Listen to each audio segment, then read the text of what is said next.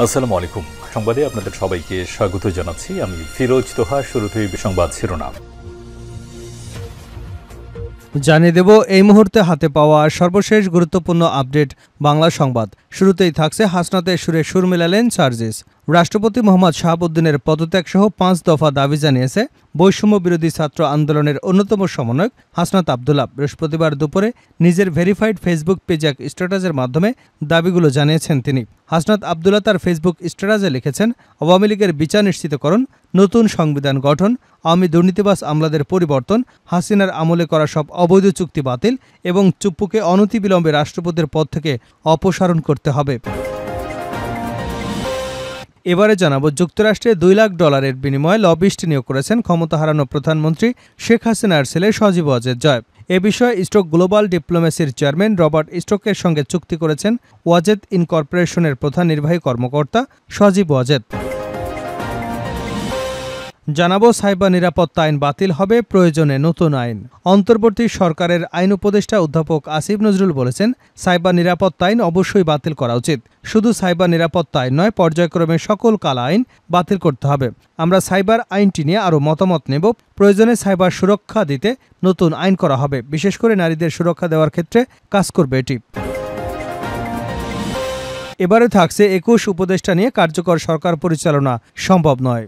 জাতীয়তাবাদী গণতান্ত্রিক আন্দোলনের চেয়ারম্যান ববি হাজ্জাজ বলেছেন, 21 জনের ছোট উপদেষ্টা পরিষদ নিয়ে দেশে কার্যকর সরকার ব্যবস্থাপনা পরিচালনা সম্ভব নয়। তিনি বলেন, আমাদের দায়িত্ব হলো বর্তমান সরকারকে সফল করে তোলা। পরাজিত আমি ফ্যাসিবাদের দোসরা দেশে যে অরাজকতা শুরু করেছে, এই সরকারকে রাজনৈতিক ঐক্যমত্যের ভিত্তিতে তার মোকাবেলা করতে হবে।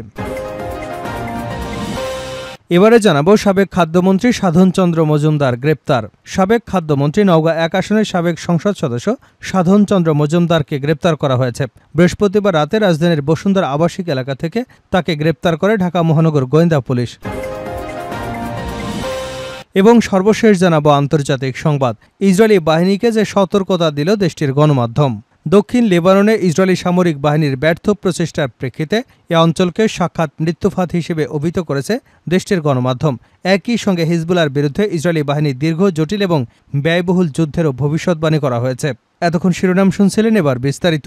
প্রিয় দর্শক, আপনি যদি এই চ্যানেলে নতুন হয়ে থাকেন, ভিডিওটি দেখতে দেখতে চ্যানেলটি সাবস্ক্রাইব করে আমাদের সঙ্গে থাকুন। আর এই ভিডিও সম্পর্কে আপনি আপনার মূল্যবান মতামতটি কমেন্ট বক্সে জানিয়ে দিন। আর হ্যাঁ প্রিয় দর্শক, জানিয়ে দিন ভিডিওটি কোথা থেকে দেখছেন।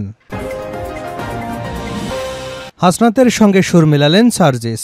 রাষ্ট্রপতি মোহাম্মদ শাহাবুদ্দিনের পদত্যাগ সহ 5 দফা দাবি জানিয়েছেন বৈষম্য বিরোধী ছাত্র আন্দোলনের অন্যতম সমন্বয়ক হাসনাত আবদুল্লাহ। বৃহস্পতিবার দুপুরে নিজের ভেরিফাইড ফেসবুক পেজে এক স্ট্যাটাসের মাধ্যমে দাবিগুলো তুলে ধরেন তিনি। হাসনাত তার ফেসবুক স্ট্যাটাসে লিখেছেন, আওয়ামী লীগের বিচার নিশ্চিতকরণ, নতুন সংবিধান গঠন, আওয়ামী দুর্নীতিবাজ আমলাদের পরিবর্তন, হাসিনার আমলে করা সব অবৈধ চুক্তি বাতিল এবং চুপ্পুকে অনতিবিলম্বে রাষ্ট্রপতির পদ থেকে অপসারণ করতে হবে।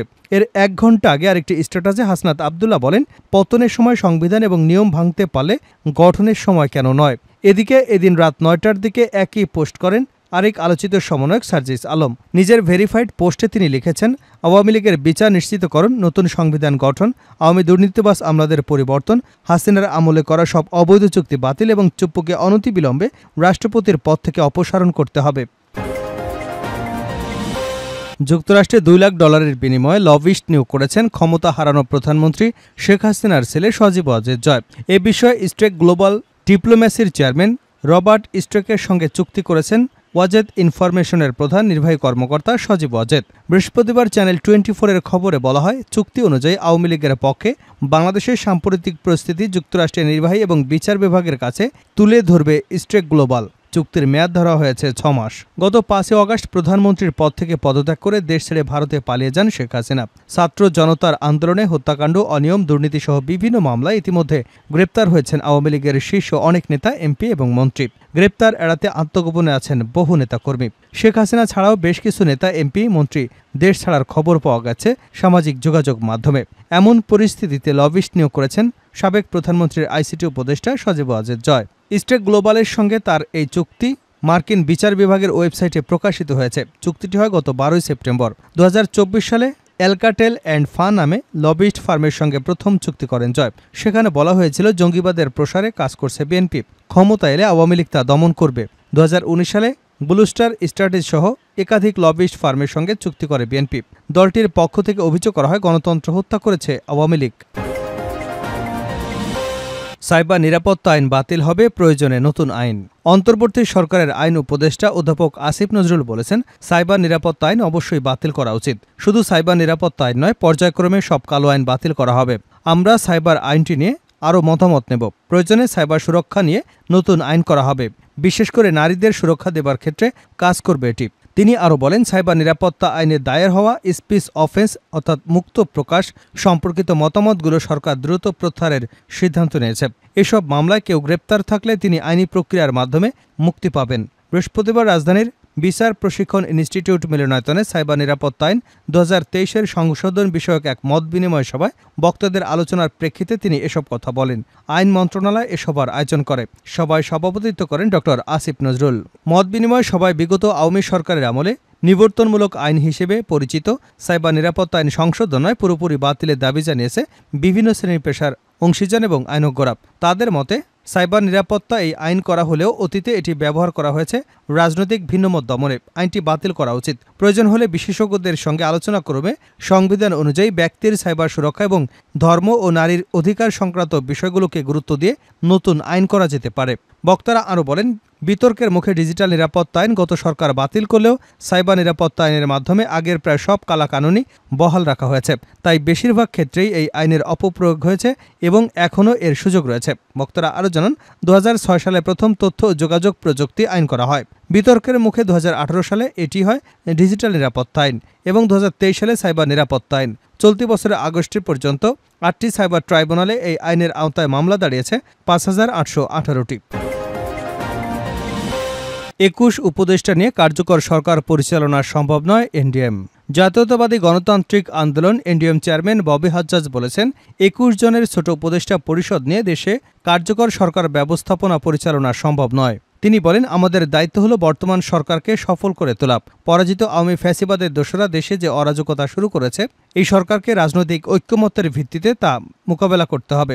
বৃহস্পতিবার রাজধানীর জাতীয় প্রেস ক্লাবে আয়োজিত এক কর্মসূচিতে এসব কথা বলেন তিনি। ফিলিস্তিন এবং লেবানন ইসরায়েলের আগ্রাসনের বিরুদ্ধে কালো পতাকা প্রদর্শন শীর্ষক কর্মসূচির আয়োজন করে এনডিএম। কর্মসূচিতে সভাপতির বক্তব্যে ববি হাজ্জাজ বলেন, অন্তর্বর্তী সরকারকে ফ্যাসিবাদ বিরোধী আন্দোলনে থাকা সব রাজনৈতিক দল এবং নাগরিক সমাজের সঙ্গে অর্থপূর্ণ আলোচনা করতে হবে। প্রথম দফা সংলাপে যা সম্ভব হয়নি, মাত্র 21 জনের উপদেষ্টা পরিষদ দেশের এই একটি কার্যকর সরকার ব্যবস্থা পরিচালনা করার জন্য যথেষ্ট নয়। তিনি বলেন, ইসরায়েল বিশ্ব মানবতা এবং ইসলামের শত্রু। হান্টিংটনের সভ্যতার যুদ্ধ তত্ত্বের মাধ্যমে ইসলামকে পশ্চিমা শক্তির মুখোমুখি করা হয়েছে। এটি সম্পূর্ণ অবান্তর এবং মুসলিম বিদ্বেষ চিন্তার অংশ। ফিলিস্তিনের গাজা, পশ্চিম তীর এবং লেবাননের দক্ষিণাঞ্চলে ইসরায়েল যে বর্বর হত্যাকাণ্ড ঘটিয়েছে তা মানবতা বিরোধী জঘন্য যুদ্ধ অপরাধ। ইসরায়েল এবং জয়নবাদ হল মানবতা এবং ইসলামের শত্রু। এনডিএম চেয়ারম্যান আরও বলেন, জয়নবাদ আর বিজেপির হিন্দুত্ববাদ একই সূত্রে গাঁথা। ভারতের সঙ্গে আমাদের বিশাল বাণিজ্যিক সম্পর্ক রয়েছে। আমাদের চারপাশে ভারত, প্রতিবেশী এদেশের সঙ্গে আমরা সমতার ভিত্তিতে বন্ধুত্বের সম্পর্ক চাই। এনডিএম মহাসচিব মোমিনুল আমিনের সঞ্চালনায় শেষ করছে আন্তর্জাতিক সংবাদ দিয়ে। দক্ষিণ লেবানন যেন মৃত্যু ফাঁদ, ইসরায়েলি বাহিনীকে যে সতর্ক বার্তা দিল দেশটির গণমাধ্যম। দক্ষিণ লেবাননে ইসরায়েলি সামরিক বাহিনীর ব্যর্থ প্রচেষ্টার প্রেক্ষিতে অঞ্চলকে সাক্ষাৎ মৃত্যু ফাঁদ হিসেবে অভিহিত করেছে দেশটির গণমাধ্যম। একই সঙ্গে হিজবুলার বিরুদ্ধে ইসরায়েলি বাহিনীর দীর্ঘ, জটিল এবং ব্যয়বহুল যুদ্ধেরও ভবিষ্যৎবাণী করা হয়েছে। ইসরায়েলি চ্যানেল KNN-এর এক আলোচনায় দেশটির রিজার্ভ মেজর জেনারেল এবং সাবেক ন্যাশনাল সিকিউরিটি কাউন্সিলের প্রধান উজি দায়ান বলেন, ইসরায়েল লেবাননের অভিজ্ঞতা সম্পর্কে সচেতন, সেই সঙ্গে তাৎক্ষণিকভাবে কী করা উচিত এবং কী করা উচিত নয় সেটাও সর্বদা মনে রাখা উচিত। 2006 সালের যুদ্ধে ইসরায়েলি সামরিক বাহিনীর ব্যর্থতার কথা স্মরণ করে দিয়ে তিনি বলেন, সেই সময় ইসরায়েল ভালো গোয়েন্দা তথ্য না পাওয়া, পরিকল্পনার অভাব, দুর্বল যুদ্ধের সক্ষমতার কারণে ব্যর্থ হয়েছিল। তবে ইসরায়েলি চ্যানেল অথরিটি উল্লেখ করেছে, 2006 সালের যুদ্ধের পর হিজবুল্লাহ দক্ষিণ লেবাননে তাদের সামরিক ক্ষমতা এবং টানেল নেটওয়ার্ক আরও শক্তিশালী করেছে, যা ইসরায়েলের জন্য এখন কঠিন বিপজ্জনক হতে পারে। এদিকে আল মাদিন জানিয়েছে, দক্ষিণ লেবাননে হিজবুল্লাহ লড়াই অব্যাহত রয়েছে এবং বৃহস্পতিবার তারা ইসরায়েলি বাহিনীর বেশ কয়েকটি অনুপ্রবেশের প্রচেষ্টা প্রতিহত করেছে। মারুন আল রাস এবং ইয়ারুন অঞ্চলে হিজবুল্লাহ যোদ্ধারা ইসরায়েলি বাহিনীর বিরুদ্ধে 4টি বিস্ফোরক ডিভাইস ব্যবহার করেছে, যার ফলে শত্রুপক্ষ বড় ক্ষয়ক্ষতির সম্মুখীন হয়েছে। পাশাপাশি গোলান ব্রিগেডের একটি ইসরায়েলি ইউনিট হিজবুল্লাহর আক্রমণের শিকার হয়েছে, যেখানে 2 সেনা নিহত এবং আরও 7 সেনা আহত হয়েছে। এটি ছিল ইসরায়েলের জন্য প্রথমবারের মতো দক্ষিণ লেবাননে প্রবেশের চেষ্টা, যা সোমবার রাত থেকে শুরু হওয়া ইসরায়েলের স্থল অভিযানকে ঘিরে শুরু হয়েছে।